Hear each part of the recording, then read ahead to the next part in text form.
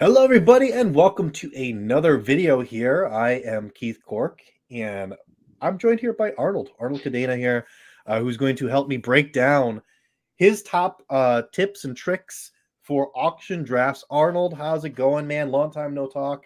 How you been? Been good, been good. Just grinding out the NFL season, getting ready for basketball. Yep, we are right. In the part of the year basically where preseason football is happening. I do you let me ask you that. Do you get down with watching preseason football? Because I really can't get into it. It's like a bunch of backups. Oh, It's just not. You like watching it? no, no. Yes, it's so fun. You get to see the guys that you're choosing in the 20th round of your best ball That's team true. That's play, and true. it's so much fun. You never know what you could see on the field. I don't know. I love watching it. I think it's great. It was super cool that Tua got picked off in the first play against the Texans. I thought that was great. It's just a lot of great preseason moments, and I don't know. It's fun to see. It's fun to see. I feel the same way about preseason basketball too. So don't take my word for it. A lot of people, some people get into it, and just some people don't. So it is what it is. But we're gonna talk about Yeah. auction though. We're gonna kind of bring it back here. A little bit of auction tips. So just in general, I'm still kind of a noob to the auction here and in the football space. Obviously, Arnold, you might probably have a few more under your belt than me. I've only done I think two auction drafts so far with football, and they were done this season. But it's exciting, man. I think with auction it's definitely, obviously everyone has a chance to get every player, and that automatically makes it the superior, way to draft, in my opinion. But, are you like more? Do you like to prefer to draft that way now? Like, if you were giving me a percentage of auction to, regular draft leagues, what do you do now? I mean, do you do a lot of snake draft or do you do a lot of auction? I still do a lot of snake draft, Mhm. um, but I prefer my teams when I'm doing auction drafts. I guess because I get to personalize it better, Yeah. and going into it, I have a more of a game plan compared to going into a snake draft where anything could really happen. I do think it is a little bit more fair. Everybody gets a piece of the pie when it comes to getting their players. That's why I do prefer auction. I do like my teams a lot more in auction. But as of right now, I'm still riding with Snake. Snake is just fun. It's just fun. It's just the randomness in Snake that, oh Yeah. God, that gets me going.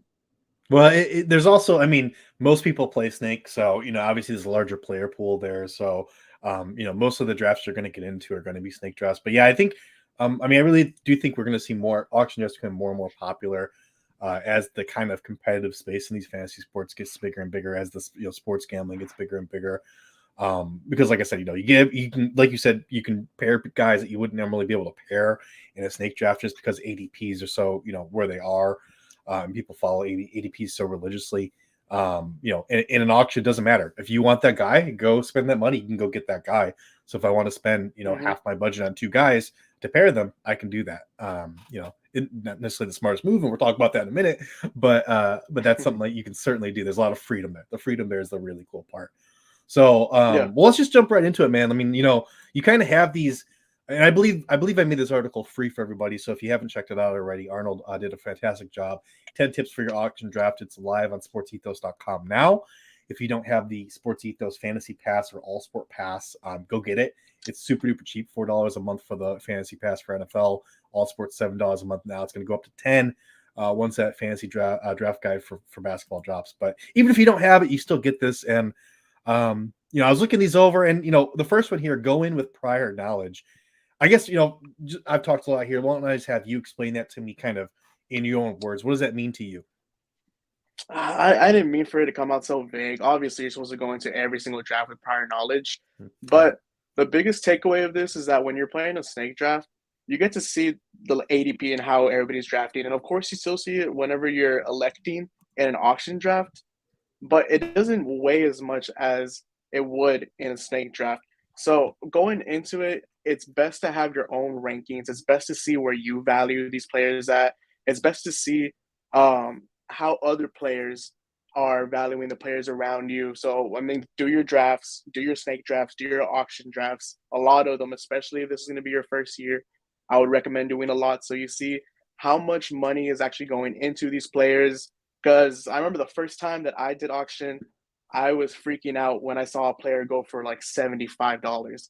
And I was like, okay, like people are just gonna go all in. So Yeah, I had that same mentality, like, okay, I'm gonna start going all in. And I messed up. And you know yeah, what? That's just what happens when you learn to auction for the first time.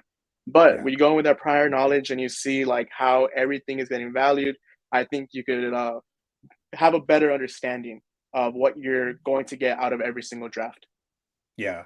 Yeah, if I was to, like, maybe rename this, I would say maybe know your limits, because I think, what you're saying there, especially when you're talking about, like, when people are just going all in and spending all their money, it's easy to get swept up in the auction thing, and it's like, "Oh, man, I really want that player," or, you're watching, like, 2 or 3 people, just bid on one guy, and you're like, "Oh, man, what are they seeing that I'm not seeing? Maybe I need to get in on this." Like, it's really easy to get swept up, in an auction draft, and really get caught up in that excitement. So, but going in with prior knowledge, I think one of the things that I like to do, and maybe you'll back me up on this, or maybe we'll hit this up at a little later point here, but and yeah, maybe your next one will hit it. But I like to kind of, and actually, football is better than basketball because football it's all points, right? Your guys get points, which you can easily relate. So I can easily compare a QB to a running back just based on the points that they score. So you can actually, I like to take those guys. I like to say, okay, if I'm going to have an RB1 on my team contributing 20% of my points for the week, then he's going to get 20% of my budget, right? And so then I calculate, okay, whatever the limit is there, if it's 200, 20% of 200, I'm gonna spend that on my RB1. And so that's kind of a limit of, it's not a hard and set limit. Like I'll spend a little bit over on that for a guy that's got a really high ceiling, obviously. But like I have kind of an idea at least of where I want to get him. And like you said ADP, same thing. Like if a guy's getting drafted early, obviously, maybe for one of the basketball drafts I did, if it was around one value, I kind of gave round one guys, a certain dollar value, and then I gave a little wiggle room to the guys that I liked a little bit more. So having that set up, I think will give you, put you ahead of like half of the guys you're drafting against anyways, because at least you have some kind of idea about what these guys are valued at, right? Absolutely. Yeah. All right. So have a plan to get your guys. Talk to me about this one here. No ADP obviously, but get your guys. Like, are you talking about stacking guys? Are you talking about getting spending up on your favorite players? Like, what does that mean to you there? Well, I think that means differently to every single person drafting, and your guys are always going to be different from the guys that I have. It's the people that you've been doing research on all year. It's the guys that you put the most trust in, and it's the guys that you prefer to have in your draft. So, like for example, when I'm in snake draft and I have the ninth pick, I know exactly who I'm going to be going with. Well, when I see that person pop up on auction drafts, I'm going for it. I'm playing it as if I'm getting my first round pick. So what I mean is that you have to get your set of guys. So let's say I put in the article, I think 6 quarterbacks, 12 running backs, 12 wide Yeah. receivers, and 6 tight ends. I think that's a perfect amount for variance. I'm sure you're able to pick out 6 quarterbacks that you like for the season. You should be able to pick out 12 running backs, 12 wide receivers, and 6 tight ends. So get familiar with those guys, get familiar with those values, and have a plan to go get those guys. Because if you put more thought into what you want your lineup to be, the more success you'll come out of it. Yeah. No, I liked it a lot, man. I think, especially this season, we've had a lot of back and forth. If you guys didn't watch it, Brian and Shane just had a back and forth about whether you should draft your QB early or not. For me this season, looking at QB specifically, I want one of the top 8 guys, like no question about it. Like that's for me. I want that safety net there because I'm just so uncertain about anyone that's kind of past those guys.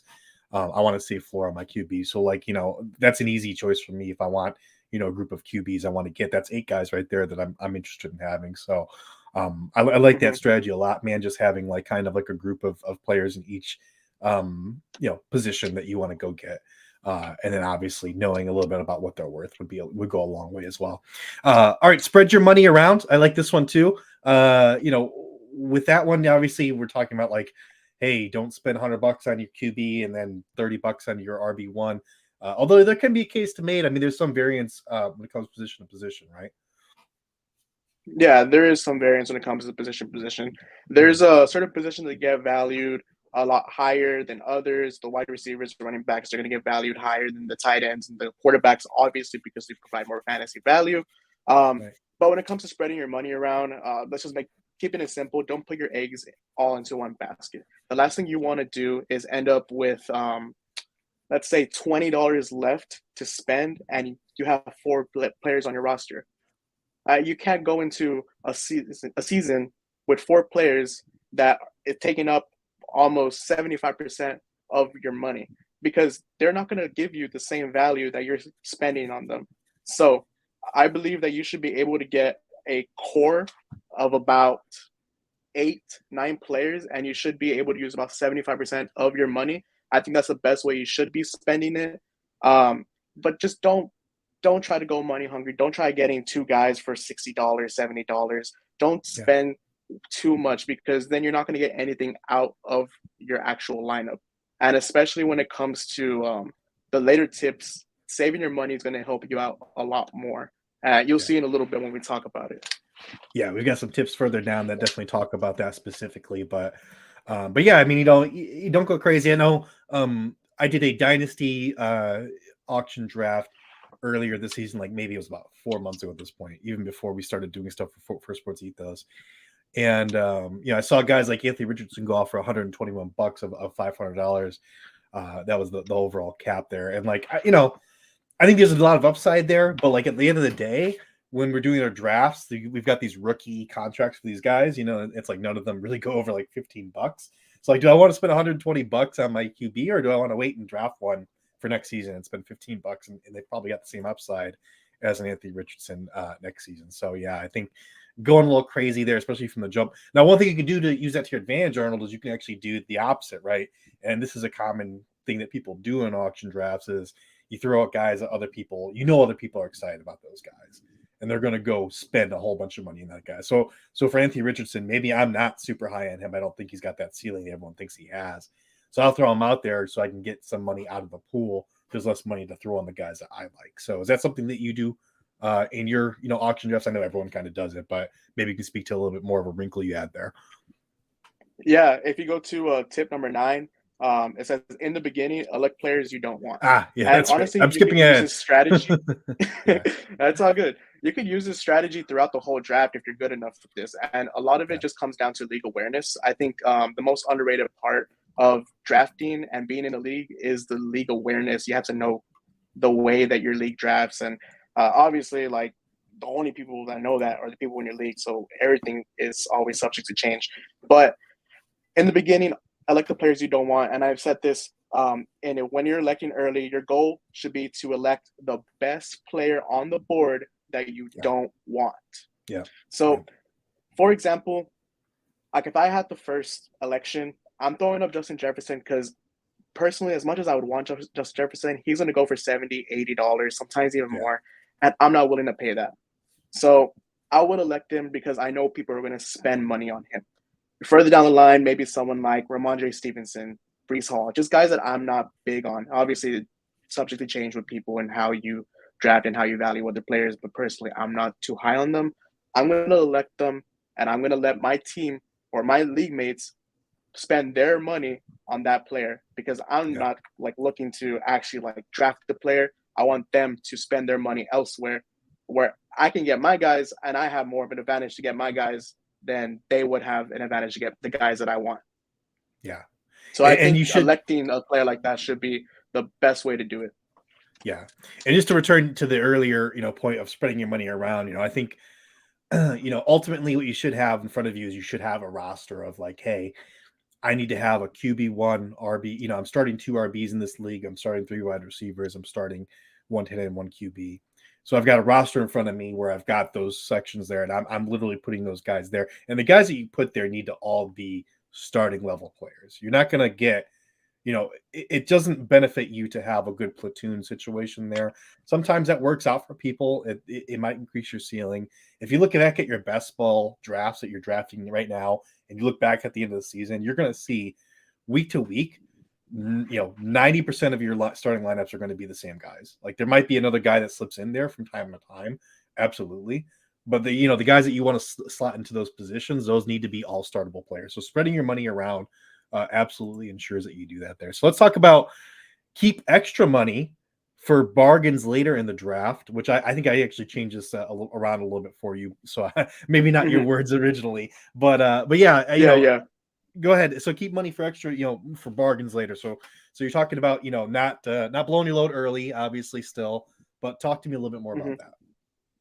Yeah, so on the contrary to what we want to do, there are going to be people that are going to blow their load early. There are going to be people that are going to spend high and they're going to waste their entire budget in the first 6, 7 rounds.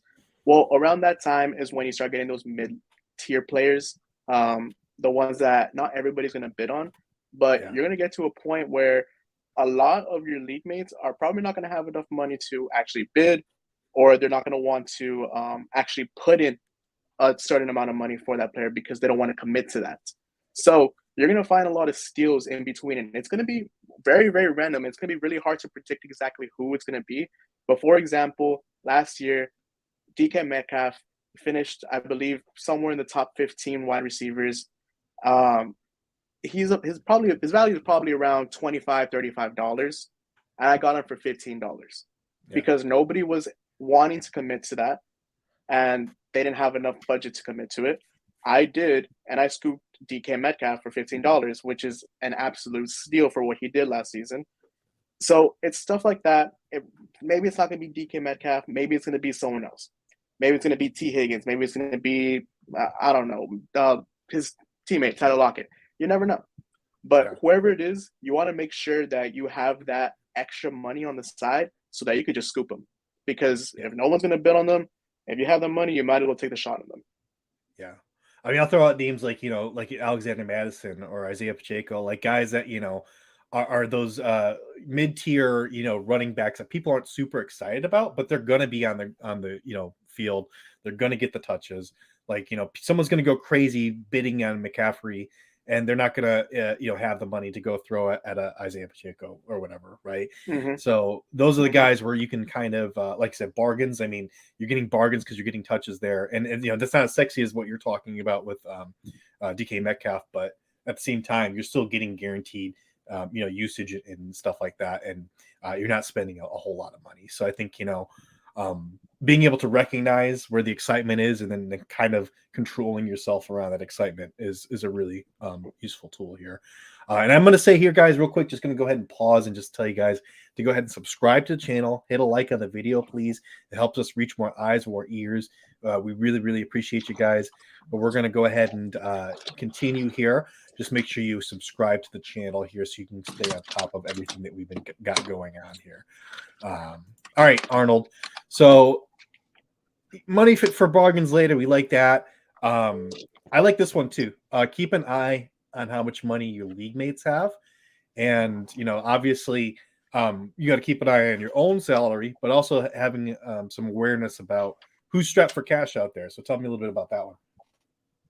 Yeah, man, that's like a huge advantage. And like I said earlier, I think one of the biggest things that goes just unnoticed when it comes to wanting to win your league is league awareness. Knowing how you guys draft and how much money they have left in the draft is going to be one of the things that could put you over the edge. So, for example, you could go into bidding wars and you could take a guy as far as his limit goes, and you can end up winning a player.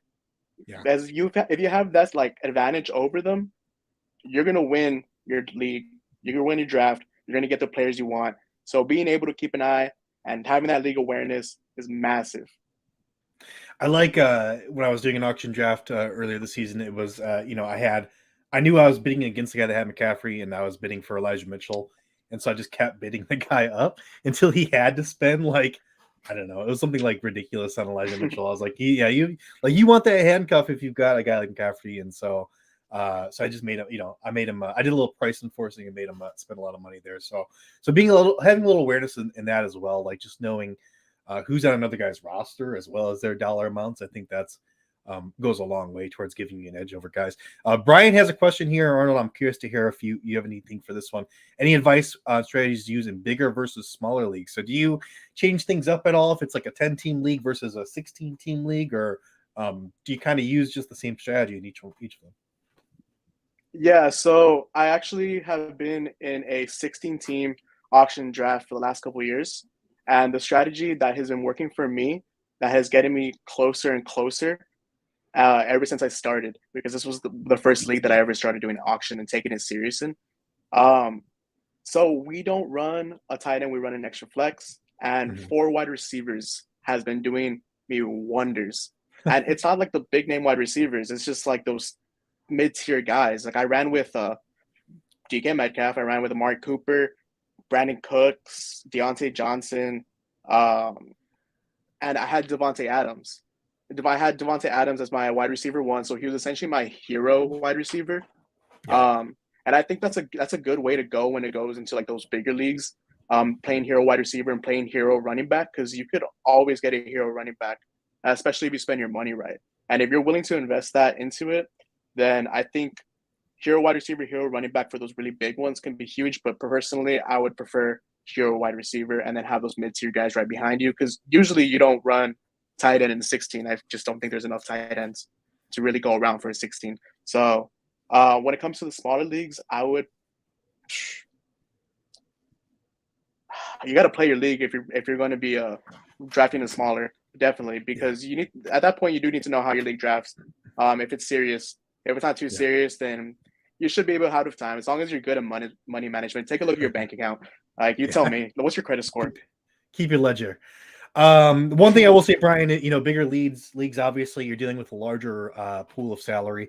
So obviously, say it's a 10-team league with just to make numbers easy, $10 salary, it's $100 total then. So obviously, guys, you're going for a little cheaper there. If it's a 30-team league and it's $10, that's $300 total. So obviously the top guys, especially, are going to go for more. So it's going to be higher. So you're going to have to spend an even higher premium on those top guys. But like Arnold said, we also have a talent disparity teardrop off of some of those guys. So if you go hero, RB to wide receiver, QB, whatever it is, right? I think that can work for you in a league of that size. So it's a good question there. There's a couple different ways to go with it, but I think my biggest thing there is, I think be prepared to spend up a whole lot more than you think you're going to have to spend in a larger league. And I learned that lesson kind of the hard way in my 30-team league, because it was a 30-teamer.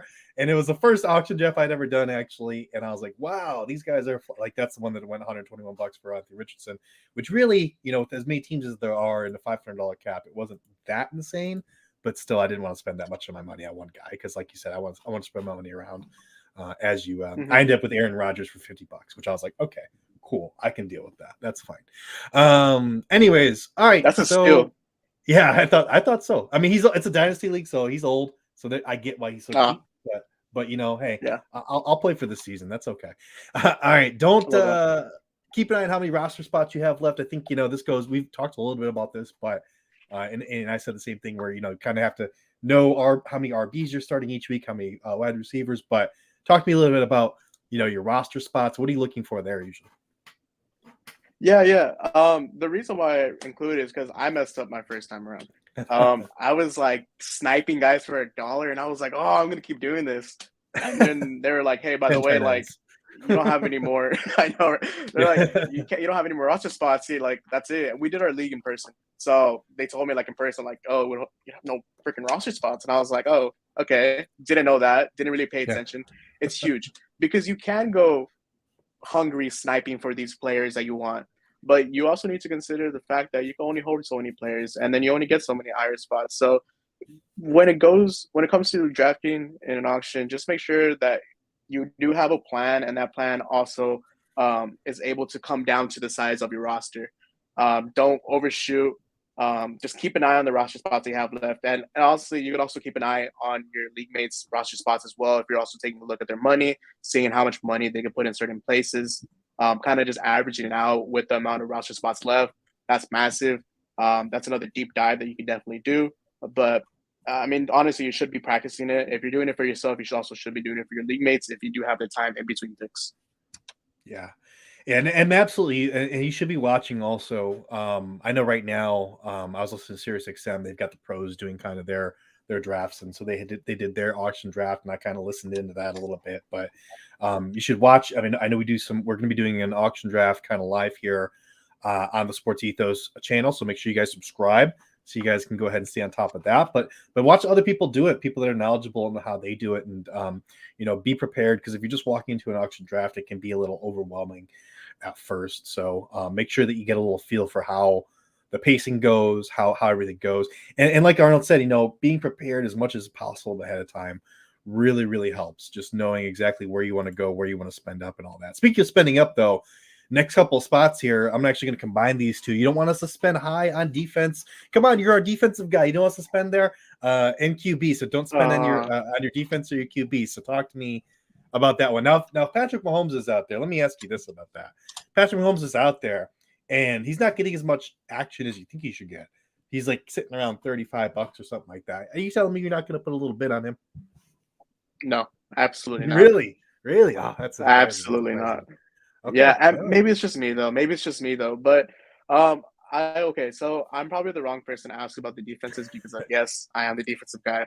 But I've seen defenses go for like $10, and it's usually the higher tier. You get your 49ers and your Eagles and your Bills, your Patriots. They could go upwards of $10, and maybe $10 isn't a lot to you. That's cool. That's fine. I'd rather save that $10 whenever there's a player that pops up and I need the extra cash. If it's late, then sure, yeah, go for it. I mean, if you have the money and you have the extra cap space, you can do it. You can afford it. Do it. I'm cool with that. Don't get me wrong. The thing is that you can still get like a top 5 through 12 defense for probably like $3 or $4. And this is going based off of like $200 budget, by the way. I feel like I didn't really make that clear earlier, but this is going off of like a $200 budget. You could find some for like $2 to like $5-6, and you'll be fine with them. But with that being said, if you do want to like spend up on your defense, I completely understand. Just go ahead and check out how we ranked our defenses before you go do that. So just make sure you do know what you're doing when it comes to the defense. But it's okay. So the quarterback though, I think this might be a little bit more biased because I've had really good quarterback luck in the last couple of drafts, and it's just being able to find which quarterback is going to give you the most bang for your buck. So last year I was able to snag Jalen Hurts. That was like my favorite pick for $7. Mahomes, Lamar. I don't even know. Let me not say Lamar. Mahomes, Josh Allen. They all went for upwards of $25-$35, but I got almost the same exact value at $7 for that amount. And that's why I don't like drafting my quarterbacks super high, because I could find a guy that's down there, like for $1 to $15, and I don't have to spend premium to get that kind of value. And of course, I'm not always going to get that value. Of course, I'm not going to have that high of a ceiling that Josh Allen and Patrick Mahomes has. But if I could get at least 3/4 of the way there and spend 3/4 less of what you would spend on those players, I'm happy with that. Because there's a lot of guys down there that you could probably pick off for about $5 to $10, and you'll be able to win your league with those guys. Yeah. Let me just add a few things there. So for defenses, I think I'm much more in the stream the defense category. I think you can snag a good one, obviously, for a few bucks more. What I will say about defense, just add to what you said there, is target a defense that has an easy breezy first 3 or 4 weeks of the season. And just go ahead and spend maybe an extra buck than you want to there, because what happens is there's a diminishing return on your fantasy team in general in football, because injuries do happen. Getting banged up happens. I mean, it's just going to happen to every single team. So your team's going to be the healthiest it's been all season at the beginning.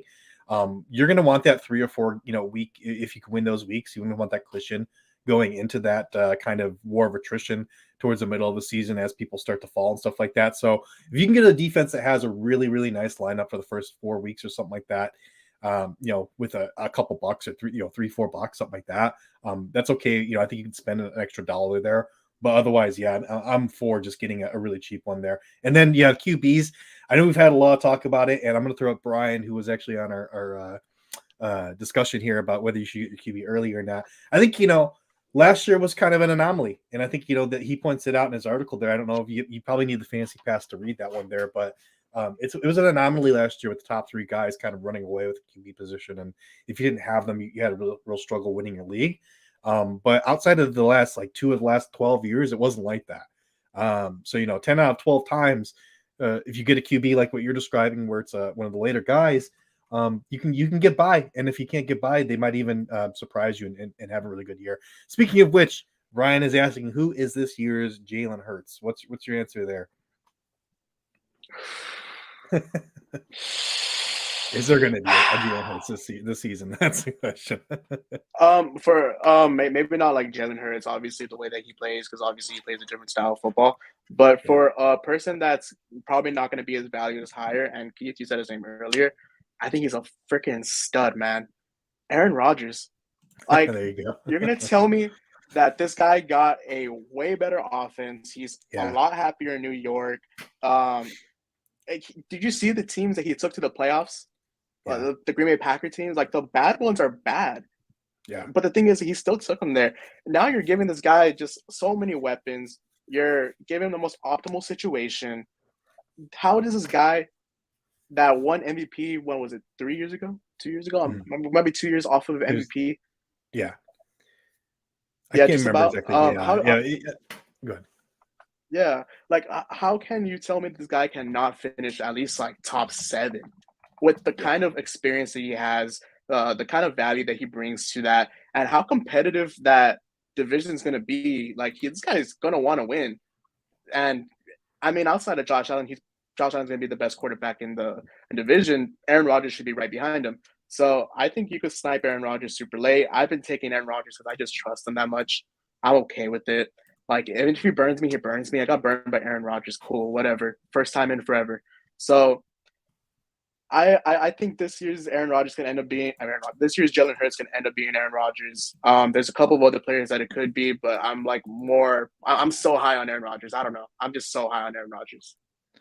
He won MVP in 2021, by the way. So there you go. That's when There he we won the go. MVP. It With was 2 years back to off of back it. MVPs. Yeah, back to back MVPs. But yeah, man, I really find it hard. I think he is. I haven't called him a sleeper QB just yet, but I do think he is a guy, as you mentioned. They've built that team around him. They brought him in. They've given him all the tools that he needs to succeed. I think it's very clear that they're just trying to eke a championship out of him, at least one championship out of the next 2 years. So that's why in that dynasty league, we when we drafted them, we get them for 3 years. I said, hey, at least I've got 2. I think there's at least 2 years of Aaron Rodgers in New York trying to win a Super Bowl, so playing at a high level. So I can't disregard that. Obviously, my answer there, Brian, is Jared Goff.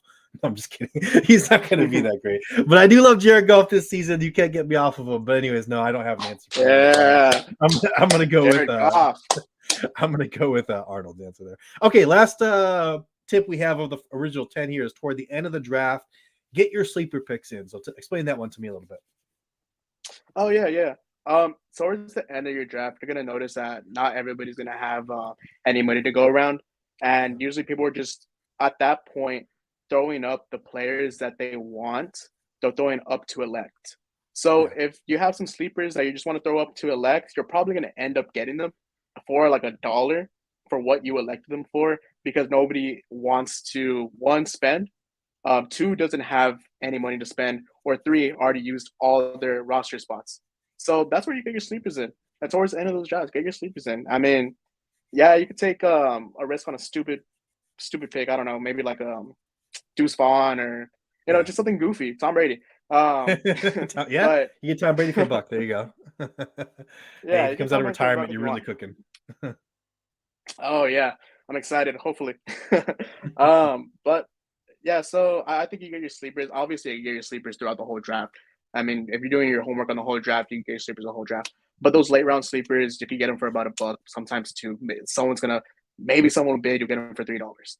But at least it's $3 compared to like what, $10 that you would have probably spent like earlier. So get your Yeah, sleepers in. Make sure you're using your yeah, last picks wisely. yeah. Someone like a Tank Dell or something like that, right? It's like nobody's really convinced that he's even going to be on an NFL roster, but maybe he takes off. I mean, he's already has great rapport there. So, I think those are some good guys you can get towards the end there and just kind of elect them and get them. All right, bonus tip. Looks like talk to me a little bit about your bonus tip here. It says the first running back Yeah, elected always goes underpriced. Hit us with that one. Hit us with that one. yeah. Okay, yeah. So maybe not in this draft. This draft, a lot of time, I think people are already starting to catch on. But the last couple auction drafts that I've had, the first running back off the board always goes for like a discounted price. Like I had a Chris McCaffrey go for like $50 2 years ago, and then like the next running back that went for like 70. And I was like, there's no way that you're gonna price this guy $20 less and he's gonna have a better Yeah. season. Absolutely. So I mean, if you want to take a risk on one of those big time guys right at the beginning, you might just be able to hit. Because if you could hit like on a $50 Christian McCaffrey, I mean, I'm gonna take it every single time. I Yeah. mean, you're gonna just exceed the value when it comes to that. So it's not like I'm encouraging it. It's just something to keep an eye on. Yeah. Yeah. No, I had similar luck, I guess. When Mark Andrews in that league I was talking about, the auction draft, 30 teams. Obviously, everyone's going for ridiculous prices. Early on in the draft, I got Mark Andrews for 45, which I'm pretty stoked about. Like he's going to be probably tight end 2. Definitely could be tight end Tight end 1. one. Yeah, could easily go there. So I got him for even less than I got my wide receiver 1 for, which is Amari Cooper. At $50 and $50 for Aaron Rodgers as well. So I spread my money around in that one. But I think with that being said, what your point there, I think to the larger point here is that like if everybody watches this video before they do the auction draft, and we're telling you to throw out guys and to wait and to kind of spend your money wisely and spend it around, you're going to get the opposite experience, and that does happen. In 1 out of 4 or 5 drafts, something like that, where everyone just kind of gets timid at the beginning. And in those drafts, you've got to be the opposite. You've got to be the shark, and you've got to be the guy that goes, okay, no one's going to bid $50 on Christian McCaffrey. Then yeah, that's me. I'm bidding that $50. And like you said, then you really take off and run away with your league because everyone was just too afraid to spend early. They were just wanting to wait around and see what everyone else was doing. So I think, at the end of the day, each of these drafts, which makes it so fun, they're each their own animal. And depending on the people you're drafting with, the better you know them, the better you're going to know how this draft is going to go. And the better you're going to probably do in that draft because you're going to know how to react. You don't have to react on the spot. You go, okay, I know Arnold's going to throw $100 at the first QB on the board, which isn't the case, obviously, Arnold. But if I know that about you, then I can go ahead and plan for that early and say, okay, well, clearly I'm going to throw out Aaron Rodgers so you can spend $100 on him, and then I can just get him out of the way, and I don't have to worry about that anymore. So, that kind of stuff there, it's very, very psychological. So, I love it. I think auction drafts are a whole heck of a lot of fun. If you guys haven't done it before, I encourage you to go do one this season, even if it's just in a casual league. But Arnold, are there any other tips or tricks or insights you want to offer the people before we kind of log out here? Let's see. Okay, so today I was able to do an auction draft just before we prepped for the video. I only went halfway through because they do take a while. But we're eventually going to have to bang one out. 100% we're going to. I know Brian and John so they're going to help us out, and hopefully Yeah. Keith you'll be able to jump into. Yeah. Yeah. All right. Yeah. Cool. I think I'll be So yeah. all right. Cool. Awesome. So I was able to do an auction draft today, and you could snipe so many guys. Like I was able to get like Olave for about 25. I was able to get Garrett Wilson for like 29. I got Nick Chubb for 45. I got Amonra for 42. And it's just those small little wins. Like you don't have to spend like I know maybe I paid a little bit premium for No, Amonra, that's okay. but I'll play the I PM have a for him. That's really okay. absolutely I have a really good team name, so it's more valuable to me. Yeah. There you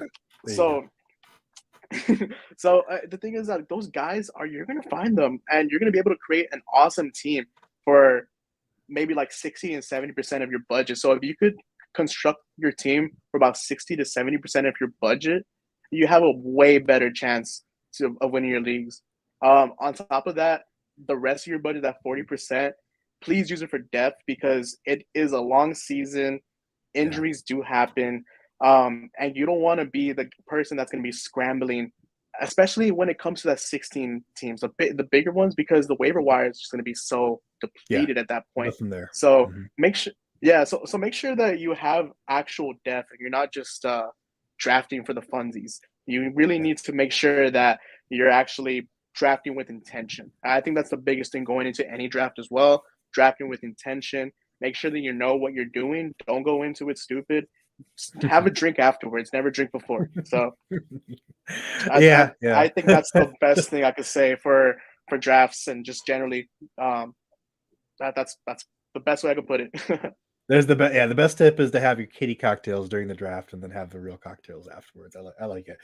All right, well, that's gonna do it for us, guys. If you haven't already, like I said, go ahead and subscribe to this channel. We're gonna be doing a live mock auction, and now Arnold's going to go ahead and talk me into being actual part of it, which is fine. I guess I'll go ahead and do that.